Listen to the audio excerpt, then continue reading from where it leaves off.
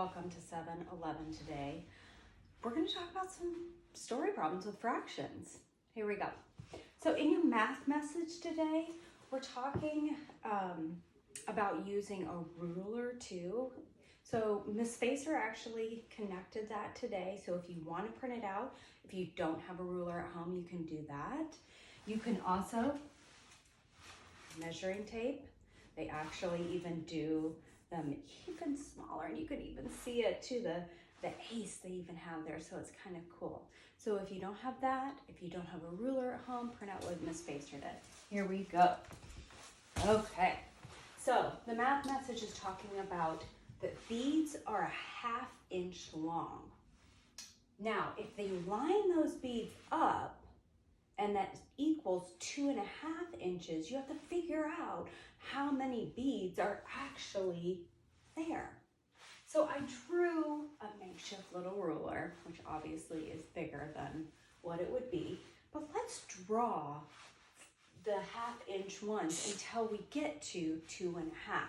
So here's a 1/2, there's a bead, there's another bead. So we have 2 beads equals 1, because a 1/2 and a 1/2 equal 1. Let's keep going. There's another one, and another one, and then we're going to stop when we get that 2.5. And you can see that 5 beads make up 2.5 inches. Okay, let's go down to the next problem. Let's think about this. 4 friends share 5 kind bars equally. They're going to eat them all. How many do they each get? Well, to help you see it, I got some kind bars for you. So, we have 5 kind bars, but 4 people. Can they all at least have a whole? Yes, because 5's more than 4, right? So, they can each have a whole. Great. But you say, what do I do with this last one? Who gets it? Because they have to have it equally.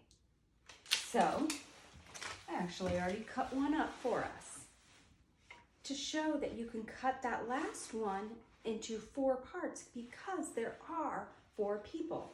So each person gets 1 whole kind bar and a 4th. You can also draw that up here. If you had 5 kind bars,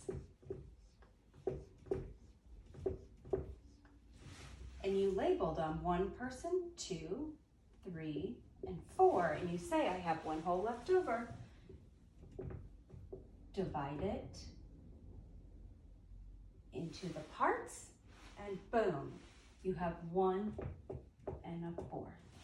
Let's do a quick review of comparing fractions. So you had to do a couple lessons on that last week. Let's look here. 0/2 and 1/2. If the denominators are the same, you compare the numerators, and whichever one is larger is a bigger part. So it would eat 1/2. The same thing, the denominators are the same, so you're going to compare the numerators here. So if 3 is greater than 1, you do that.